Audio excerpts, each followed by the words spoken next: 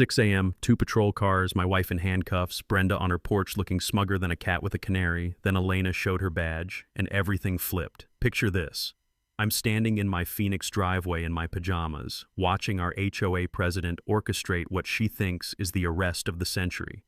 The morning desert air carries that sharp scent of creosote and impending justice, while the metallic click of handcuffs echoes off our perfectly manicured suburban street. Brenda had called 911 reporting federal impersonation and ongoing criminal activity. She'd even invited Channel 12 News because apparently public humiliation wasn't complete without cameras rolling. "Ma'am, you're under arrest for impersonating a federal officer," the cop announces, exactly like Brenda had scripted it. Then my wife calmly says, "Officer, may I show you my Department of Justice credentials?" The badge comes out. Brenda's smug grin evaporates faster than water on summer asphalt, and suddenly, the woman who'd been screaming about law and order was about to learn what actual federal crimes look like. What would you do if your neighbor tried to get you arrested for literally doing your job? Drop a comment and let me know where you're watching from, because this story gets so much better. Let me back up 18 months to when this nightmare started. My name's Marcus, I'm 45, Navy veteran turned telecommunications contractor who thought he'd found paradise in suburbia. Boy, was I wrong. My wife, Elena, she's the kind of woman who makes criminals nervous just by existing. 15 years with the Department of Justice Financial Crimes Division.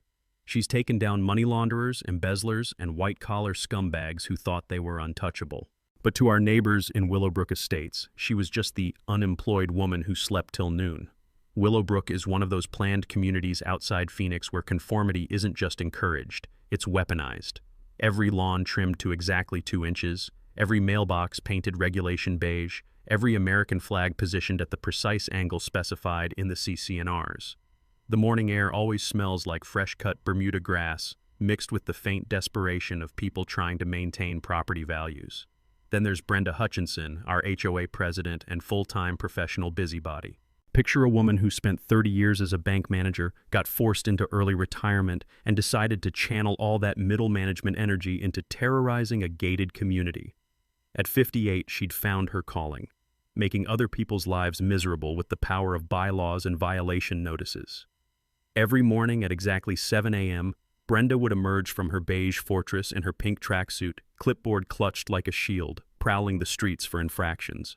The crunch of gravel under her orthopedic shoes became our neighborhood's alarm clock, and Elena's personal torture soundtrack. From day one, Brenda fixated on Elena with laser focus. See, when you work undercover financial crimes, your schedule doesn't exactly scream suburban soccer mom. Elena would leave at midnight for surveillance, sleep until noon, drive different government vehicles, and occasionally come home wearing gear that could stop a bullet.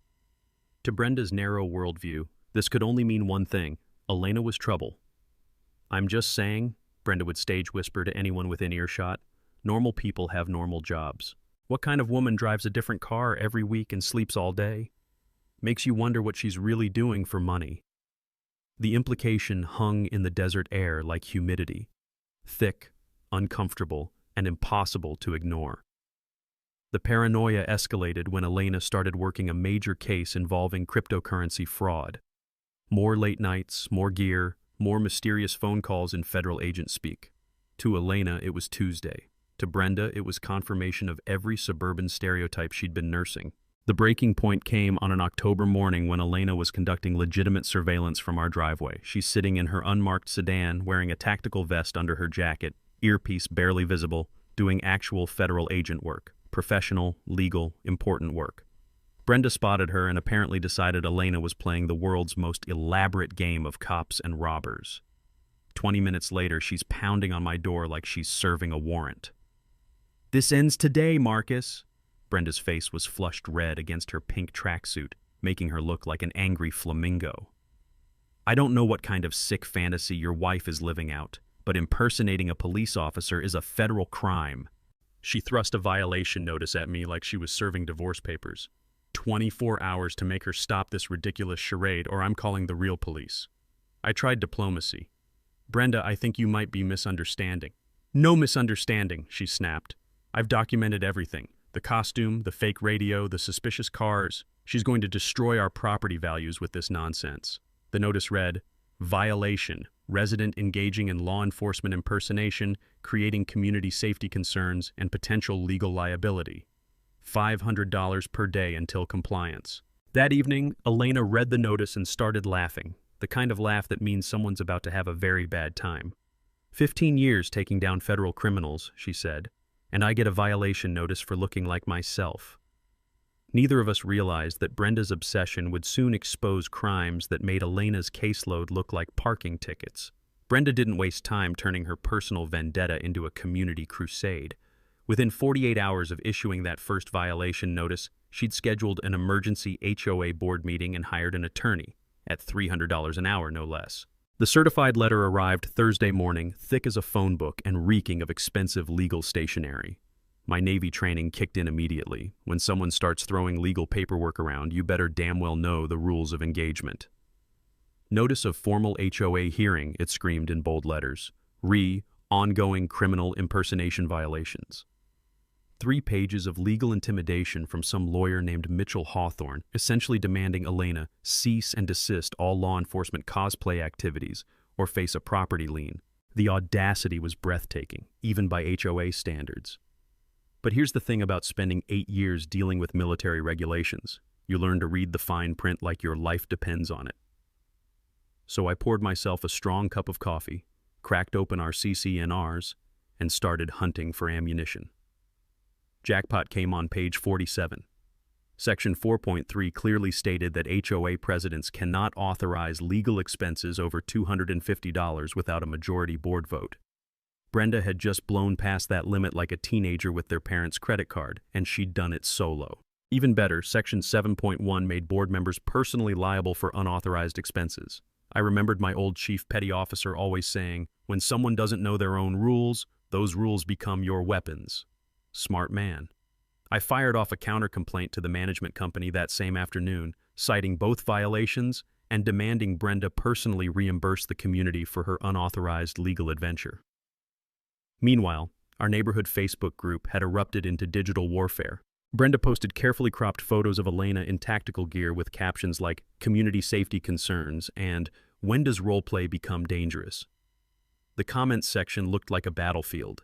Team Brenda shared horror stories about suspicious activities and declining property values.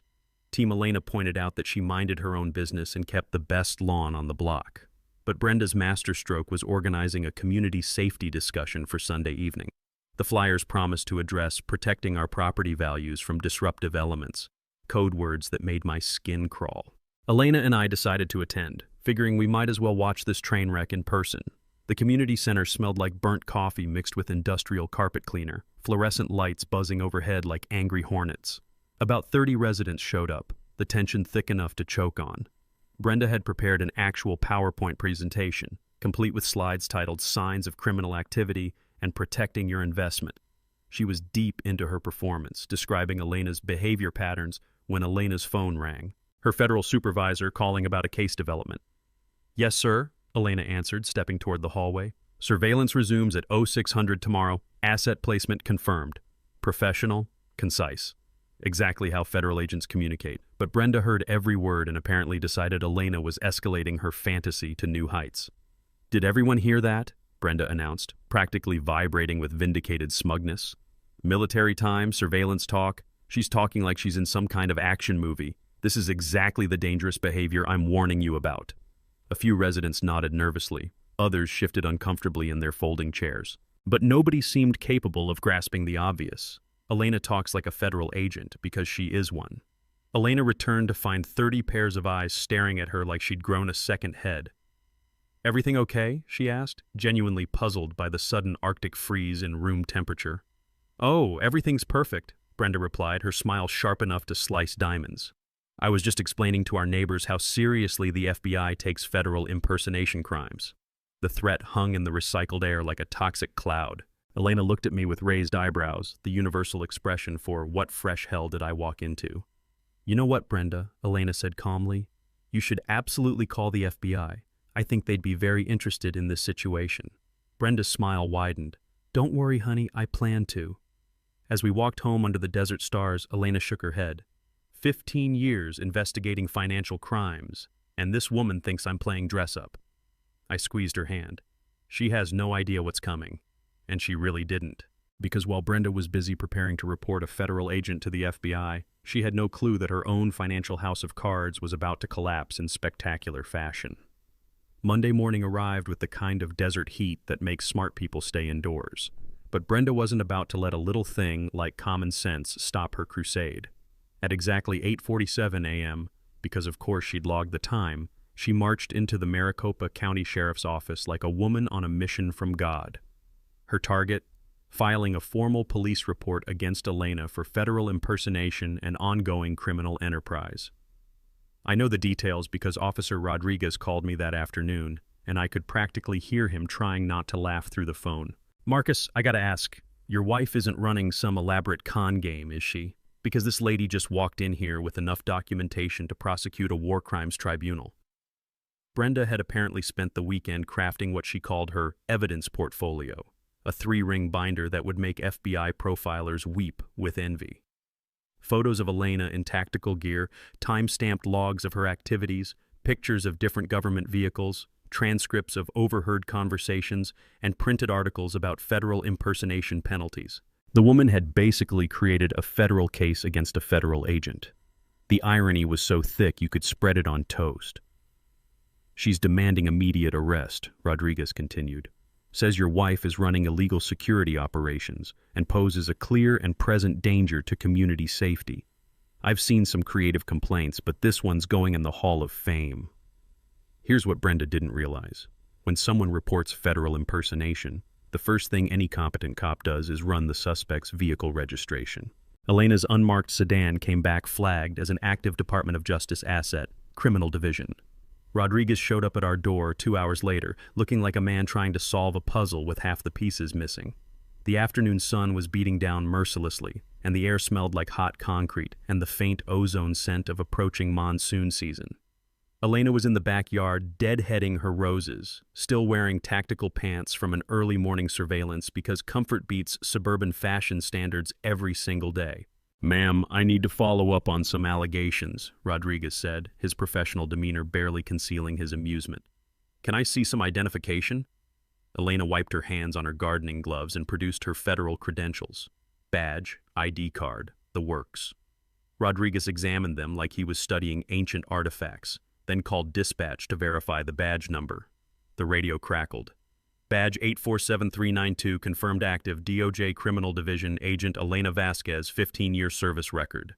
Rodriguez's shoulders relaxed visibly. "Ma'am, I apologize for the intrusion. I had to follow protocol."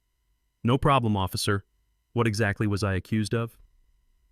"Federal impersonation, running illegal security services, and, this is my favorite part, quote, conducting suspicious surveillance activities that threaten community property values." Elena burst out laughing. "Surveillance activities that threaten property values? That's a new one." But Rodriguez wasn't laughing anymore.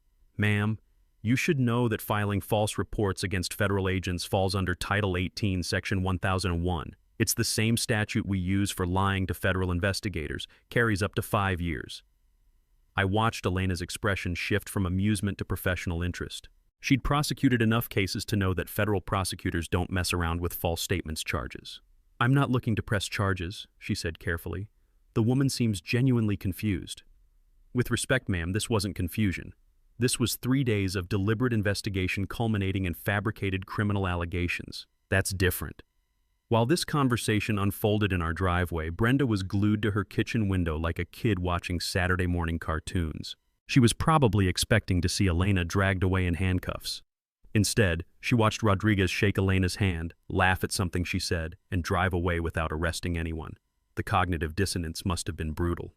That evening, Brenda returned with reinforcements.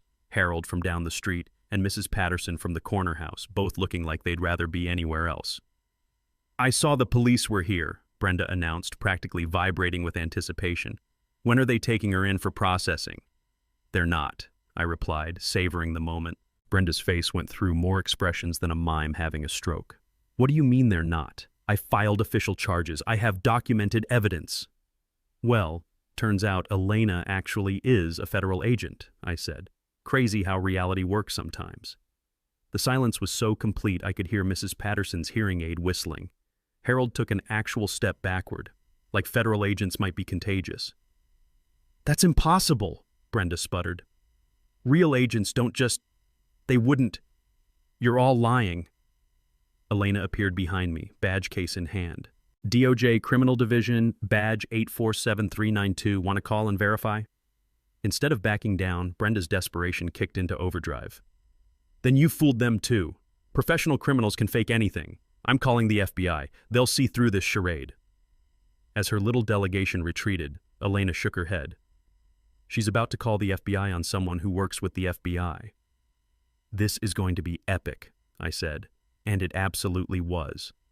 Brenda didn't just call the FBI. She went full nuclear and filed a formal complaint through their online portal, complete with a 40-page dossier that would have impressed a KGB handler. The woman had screenshots, timelines, witness statements, and enough circumstantial evidence to prosecute a RICO case. Her complaint alleged that Elena was running an elaborate criminal enterprise involving federal impersonation, illegal surveillance, and potential terrorism preparation. She even included Google Maps screenshots showing Elena's patrol routes and traffic patterns that proved systematic neighborhood infiltration. The FBI's Phoenix field office received Brenda's magnum opus on a Thursday morning. By Thursday afternoon, Special Agent Thompson was calling Elena directly. "Agent Vasquez, this is Special Agent Thompson, Phoenix field office. We received an interesting complaint about you today.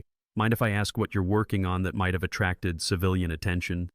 Elena nearly choked on her coffee.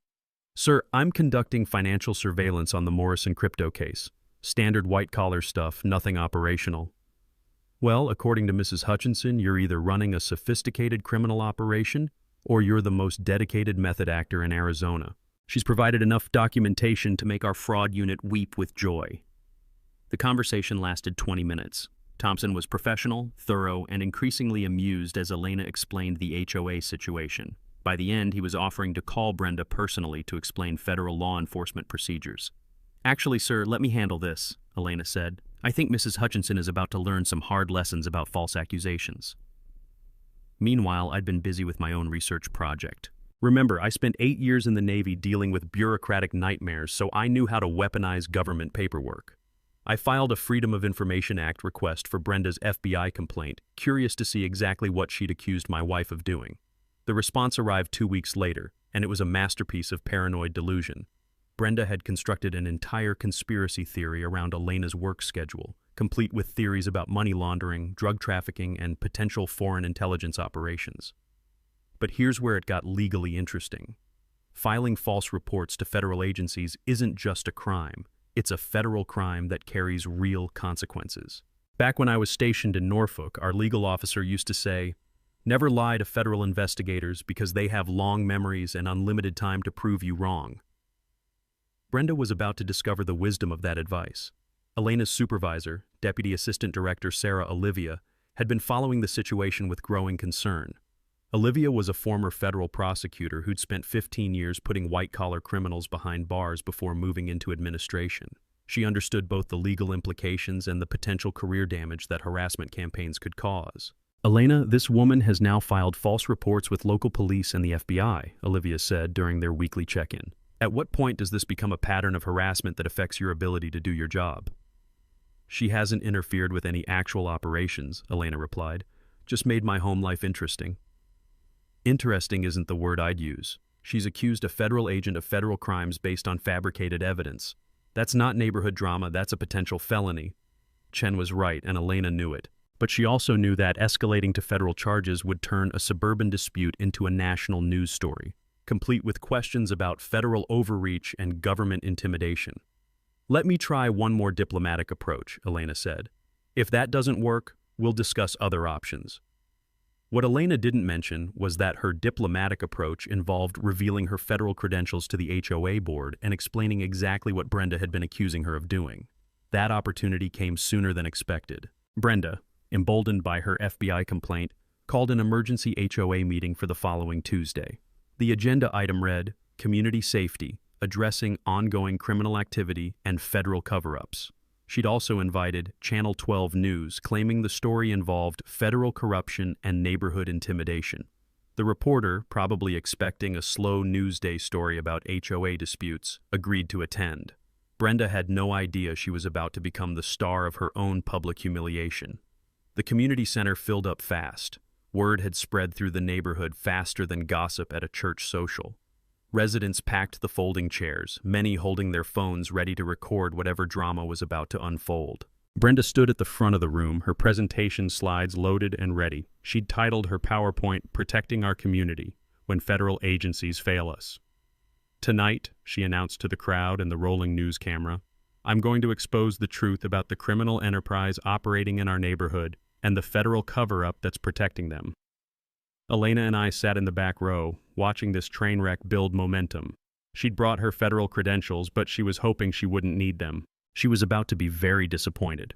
While Brenda was busy building her federal conspiracy case, I was doing what any reasonable telecom contractor would do, following the money. See, my business involves financial software integration, which means I know how to read spreadsheets like scripture and spot irregularities that would make accountants nervous. The HOA's monthly financial reports had been nagging at me for weeks. Something felt off about the numbers, like trying to balance an equation where 2 plus 2 somehow equaled 5. So, I did what Elena always taught me. When something doesn't add up, follow the money trail until it does. Our HOA collected roughly $180,000 annually in fees from 96 households. Standard expenses included landscaping, pool maintenance, insurance, and administrative costs.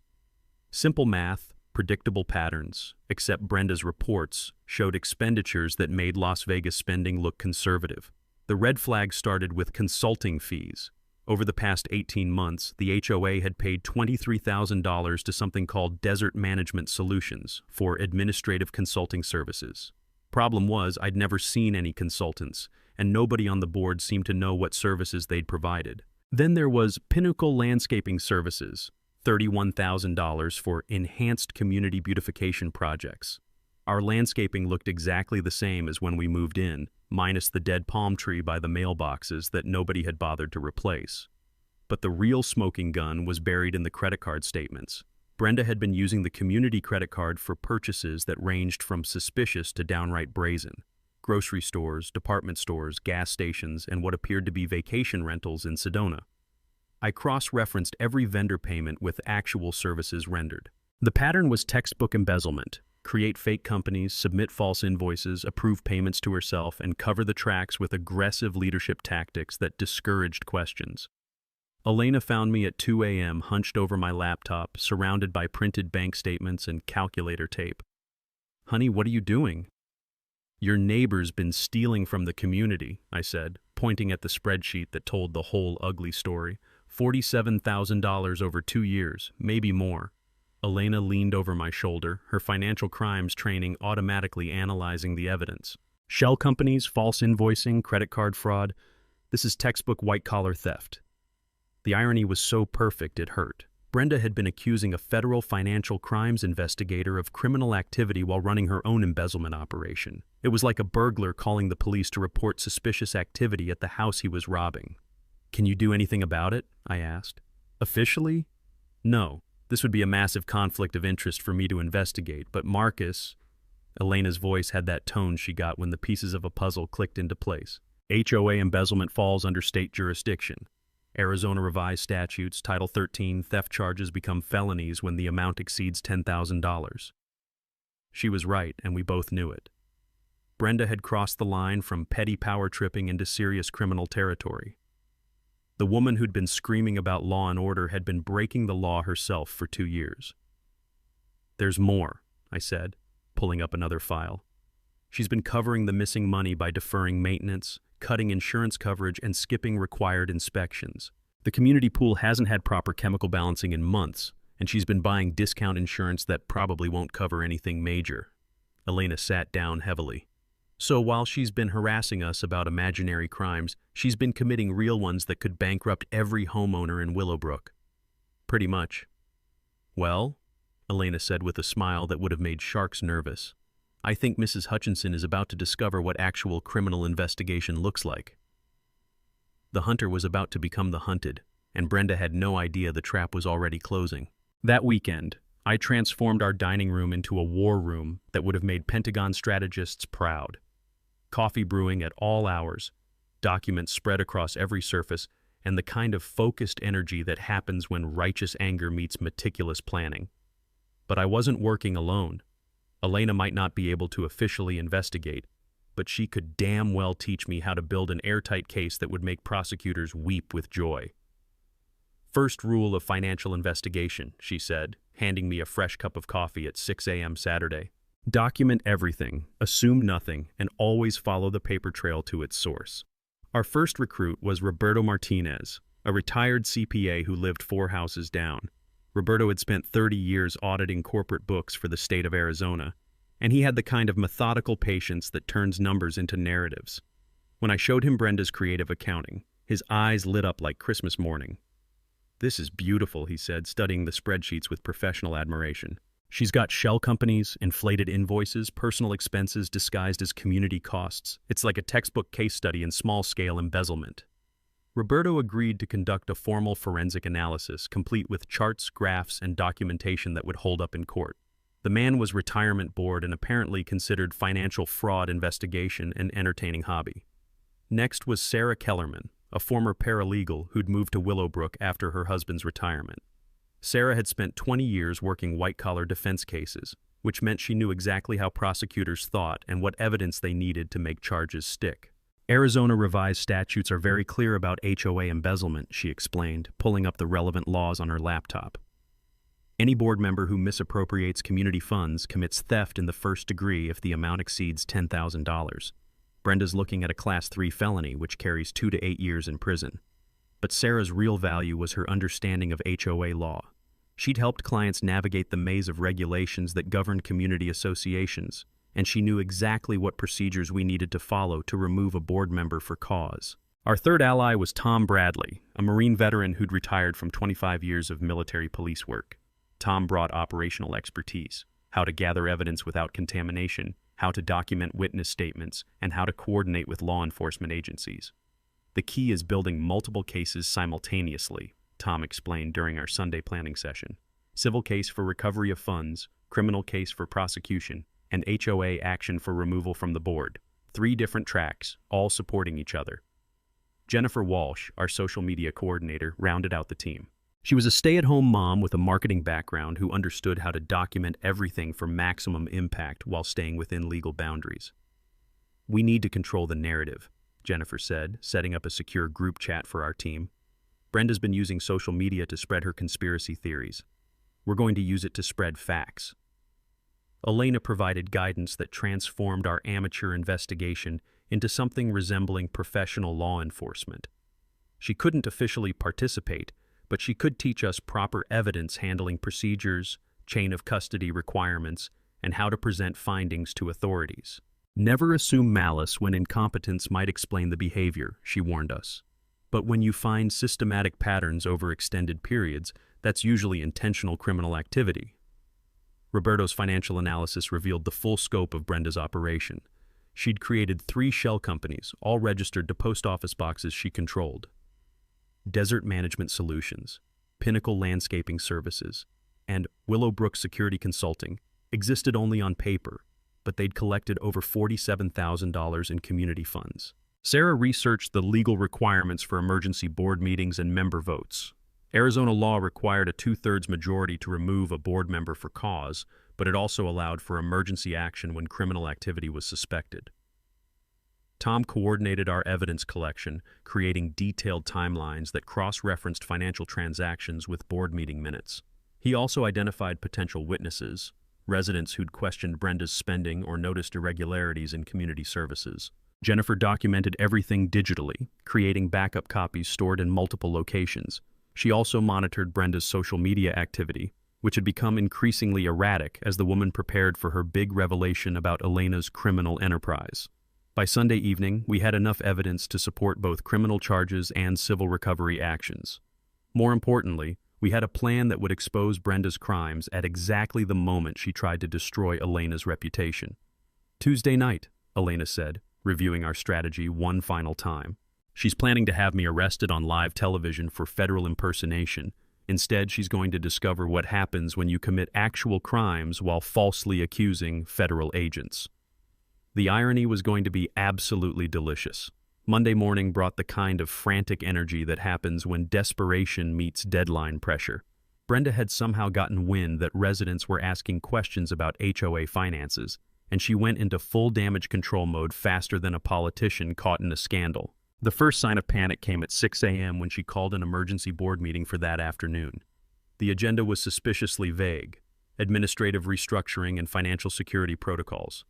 But Roberto, who'd been quietly talking to other residents, heard through the neighborhood grapevine that Brenda was planning to reorganize the HOA's financial records. Translation: she was about to destroy evidence.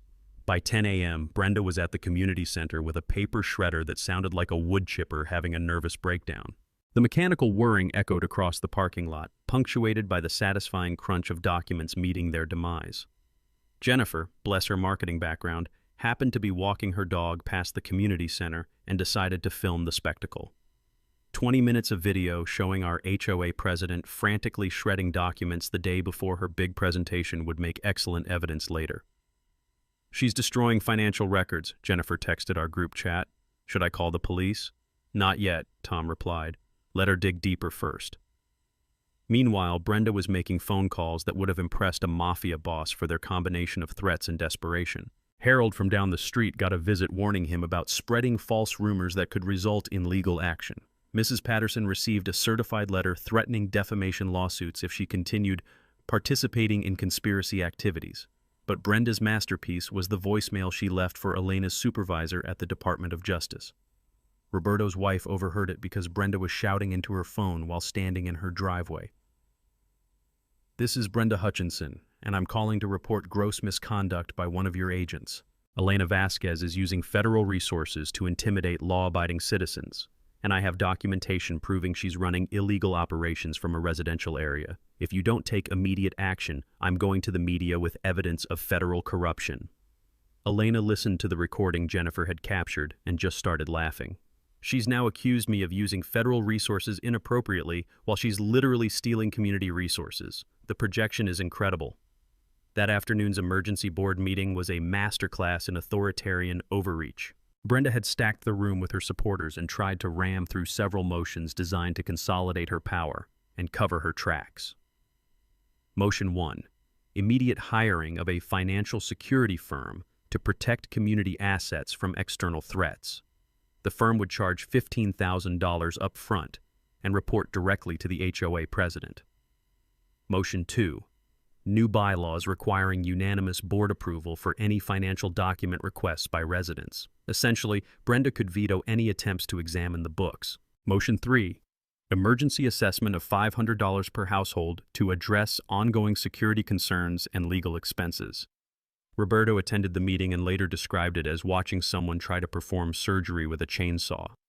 She was so desperate she wasn't even trying to hide what she was doing. When Harold asked for details about the security firm, she literally said, "That's classified information for board members only." 2 residents walked out.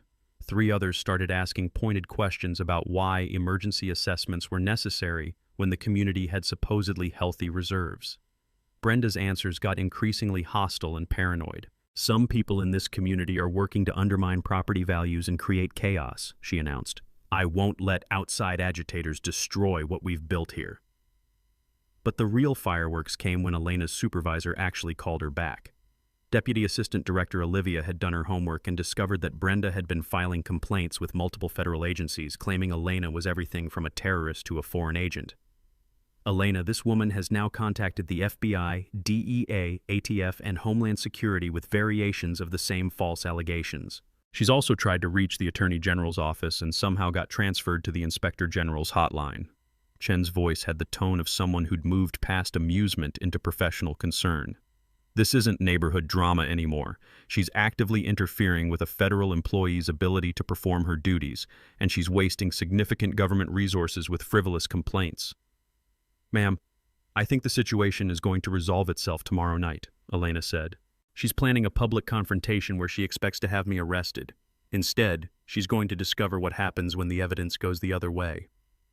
"What evidence?"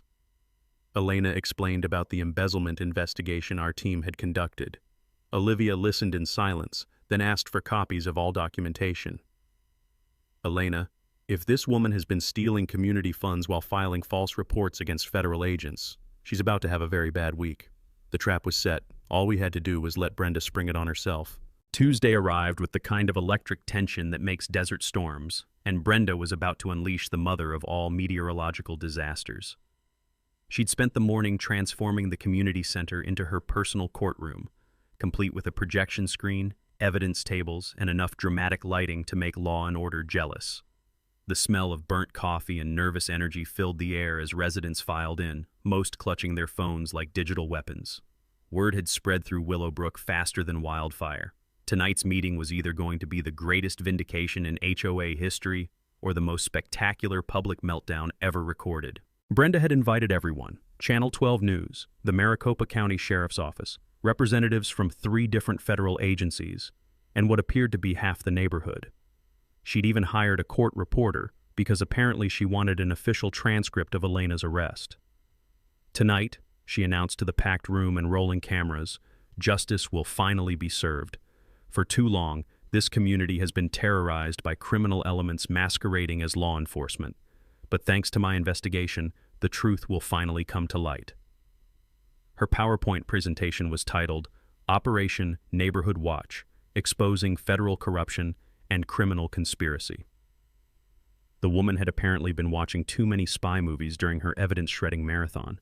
Elena and I sat in the back row with our team, watching Brenda orchestrate her own destruction with the kind of morbid fascination usually reserved for natural disasters. Elena had her federal credentials ready, but she was hoping the evening would end with criminal charges, not badge revelations. Brenda's presentation started with surveillance photos she'd taken of Elena over the past 6 months. Subject exhibits classic patterns of criminal surveillance behavior, she announced, pointing at pictures of Elena watering her garden while wearing tactical pants. The room was dead silent except for the hum of the news camera and the occasional cough from someone trying not to laugh. Mrs. Patterson, bless her heart, actually raised her hand and asked, "Brenda, isn't that just Elena doing yard work?" "Exactly what they want you to think," Brenda snapped back. "Professional criminals are experts at maintaining cover stories." But the real showstopper came when Brenda unveiled her evidence of federal conspiracy. She'd somehow obtained copies of Elena's work emails through what appeared to be illegal surveillance, and she was projecting them on the screen for everyone to see. "Look at this coded language," she said, highlighting an email about asset placement and target acquisition. "This is clearly criminal communication disguised as official business." Officer Rodriguez, who'd been watching this train wreck with growing concern, finally stood up.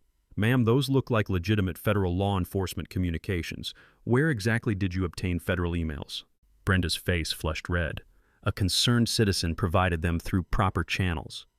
"Ma'am, intercepting federal communications without authorization is a federal crime. I need to know your source." The room temperature seemed to drop 10 degrees. Even Brenda's supporters started shifting uncomfortably in their folding chairs. But instead of backing down, Brenda doubled down with the desperation of someone whose entire worldview was collapsing. "I demand immediate arrest of the subject for federal impersonation," she shouted, pointing dramatically at Elena. "I have documented evidence of ongoing criminal enterprise." That's when Elena stood up, badge case in hand. "Ma'am," she said calmly, "I'm Special Agent Elena Vasquez, Department of Justice, Criminal Investigations Division. Badge number 847392. Would you like to call DOJ headquarters to verify?" The silence was so complete you could hear the desert wind rattling the windows. Brenda's mouth opened and closed like a fish gasping for air. The news camera zoomed in on her face, capturing the exact moment reality crashed into delusion. But Brenda, God bless her commitment to catastrophe, wasn't finished yet. "That's fake," she screamed. "Professional criminals can forge anything. I demand federal verification." Agent Thompson from the FBI field office, who'd been watching this circus with professional interest, stepped forward. "Ma'am, I can confirm Agent Vasquez's credentials. I spoke with her supervisor this afternoon." "Then you're all part of the conspiracy," Brenda shouted, now fully committed to her own destruction. "How deep does this corruption go?" That's when Roberto stood up with his forensic accounting report. "While we're talking about criminal activity," he announced, Perhaps we should discuss the $47,000 Mrs. Hutchinson has embezzled from community funds over the past 2 years. The room exploded. Residents started shouting questions. The news reporter practically tackled Roberto for an interview, and Brenda's face went whiter than desert sand. "That's impossible," she whispered, but her voice carried in the sudden silence. "Actually," Roberto continued, "it's all documented. Shell companies, false invoices, personal credit card charges, everything." Elena looked at me and smiled. "And that," she said quietly, "is how you catch a real criminal." The hunter had just become the hunted, and the whole thing was on live television. The community center erupted like a shaken soda bottle. Residents who'd been quietly sitting through Brenda's conspiracy presentation suddenly came alive, shouting questions about missing money and demanding answers that Brenda clearly didn't have. $47,000. Harold's voice cut through the chaos. "That's why our pool maintenance has been garbage for 2 years. And why the landscaping looks like a desert wasteland," added Mrs. Patterson, her hearing aid whistling with feedback as voices rose around her. But Brenda wasn't going down without a fight. She grabbed the microphone like a life preserver, her voice cracking with desperation. "This is exactly what I warned you about. They're using sophisticated disinformation tactics to discredit my investigation." The Channel 12 reporter, sensing this story had just upgraded from neighborhood drama to actual news, pushed closer with her cameraman. "Mrs. Hutchinson, are you denying the embezzlement allegations?" "I'm saying this is all part of the conspiracy," Brenda shrieked, pointing wildly at Elena. "She's a criminal who's infiltrated our community and turned you against me." That's when Officer Rodriguez had apparently heard enough. He stepped forward, his hand resting casually on his radio. "Ma'am, I need you to calm down and answer some questions about these financial allegations." Sarah stood up next, her paralegal training kicking in as she addressed the room with courtroom precision. "According to Arizona Revised Statutes, Title 13, theft of community funds exceeding $10,000 constitutes a Class 3 felony. The documented evidence shows systematic embezzlement over a 2-year period." The legal terminology hit the room like a cold slap. Residents who'd been shouting suddenly went quiet, realizing they weren't just watching neighborhood drama, they were witnessing the exposure of serious crimes. Brenda's supporters began backing away from her like she'd developed a contagious disease. The 3 board members who'd been enabling her reign of terror suddenly found the floor tiles fascinating, desperately trying to distance themselves from the radioactive fallout. "I demand to see this so-called evidence," Brenda announced, but her voice had lost its commanding authority and now sounded more like a desperate plea. Roberto opened his laptop and connected it to the projection system. Within seconds, the screen filled with spreadsheets, bank statements, and transaction records that painted a picture so clear even Brenda's most loyal supporters couldn't deny it. "Desert Management Solutions," Roberto announced, highlighting the fake company. "Registered to a P.O. box that Mrs. Hutchinson controls. $31,000 in payments for services never rendered." The room gasped. Someone in the back row started recording with their phone. "Pinnacle Landscaping Services," Roberto continued. $16,000 for community beautification that never happened." More gasps. More phones came out. "And my personal favorite," Roberto said with the satisfaction of a man who'd found the smoking gun, "community credit card purchases at Target, Walmart, and what appears to be a weekend resort in Sedona." That's when the dam burst completely. Residents started shouting about every maintenance issue, every delayed repair, every corner that had been cut over the past 2 years. The sound was like an angry beehive that had been kicked by a particularly stupid bear. Elena chose that moment to deliver the coup de grace. She stood up, her federal credentials clearly visible, and addressed the room with the kind of calm authority that comes from 15 years of taking down actual criminals. "Ma'am," she said, looking directly at Brenda, "you've spent 6 months filing false reports against a federal agent while committing the exact type of financial crimes I investigate for a living. The irony would be hilarious if it wasn't so pathetic." The mic drop silence was broken only by the clicking of cameras and the soft whirring of the news camera capturing every second of Brenda's public destruction. Brenda's face cycled through about 12 different emotions before settling on desperate rage. "You can't prove any of this. These documents are forged. This is all part of the conspiracy." But Officer Rodriguez was already reading from his notepad. "Mrs. Hutchinson, based on the evidence presented tonight, I'm placing you under arrest for theft in the first degree, a Class 3 felony under Arizona law." The handcuffs clicked with the same metallic sound that had started this whole saga 6 months ago, except this time they were going on the right person. As Rodriguez led Brenda toward the door, she turned back to the room one final time. "This isn't over. When the truth comes out, you'll all see who the real criminals are," Elena called out sweetly. "Ma'am, the truth did come out. It just wasn't the truth you were expecting." The room erupted in applause. The news camera captured it all. And somewhere in the crowd, someone started chanting, "Justice! Justice!"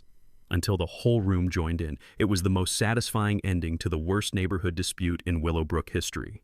The aftermath of Brenda's arrest unfolded like the most satisfying revenge movie ever filmed, except this time the popcorn was free and the justice was real.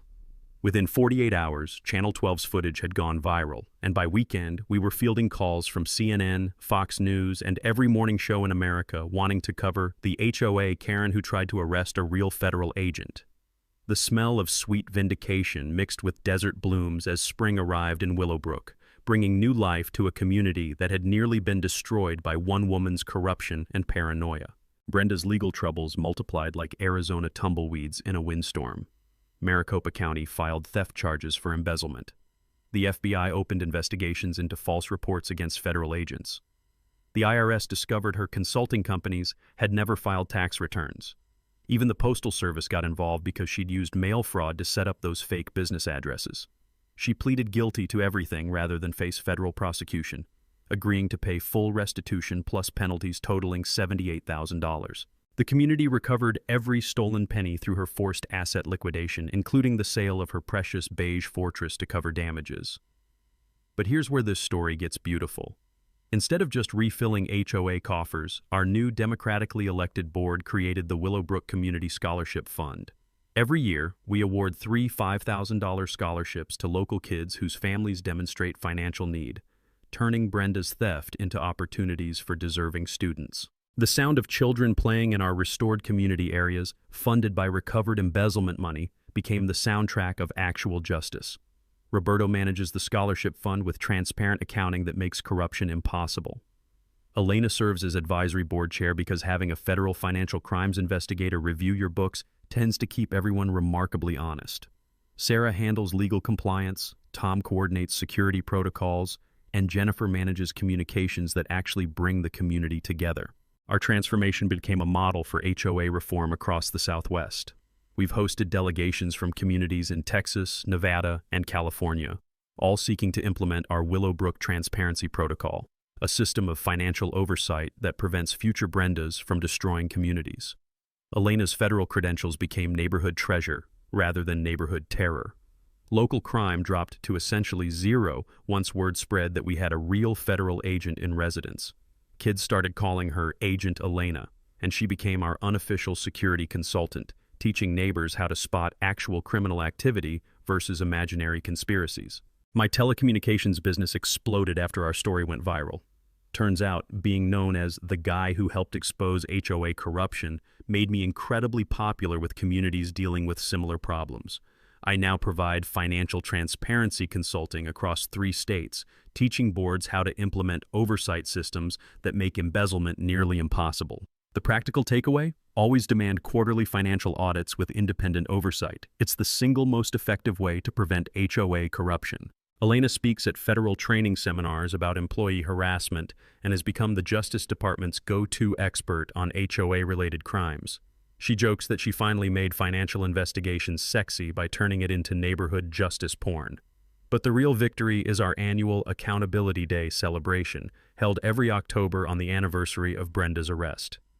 What started as a block party has become a regional festival celebrating community governance reform, complete with food trucks, live music, and workshops on civic engagement. The Desert Conservation Project we funded with recovered money transformed our common areas into a showcase of native plants that attract hummingbirds whose wings whisper promises of renewal every morning. Property values increased 30%, not because of oppressive conformity, but because people want to live in communities known for integrity and actual justice. Last month's follow-up news story featured Elena giving advice that's become our community motto. Document everything, follow the money, and never underestimate the power of neighbors working together for what's right. As I write this, our investigation team is consulting with communities across America dealing with corrupt officials. Roberto's retirement has become busier than his working years, and he couldn't be happier. Here's my challenge for you. What's your worst HOA horror story? Drop it in the comments below. I guarantee some of you have nightmare tales that make Brenda look like an amateur. And smash that subscribe button for HOA Stories if you love watching corrupt power trippers get exactly the justice they deserve.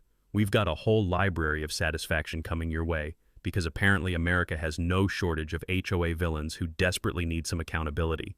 From all of us here at HOA Stories, thanks so much for watching today's HOA Karen Meltdown. If you enjoyed seeing neighbors stand their ground and karma catch up, smash that like button, leave a comment with your thoughts, and subscribe so you won't miss the next HOA drama we bring you.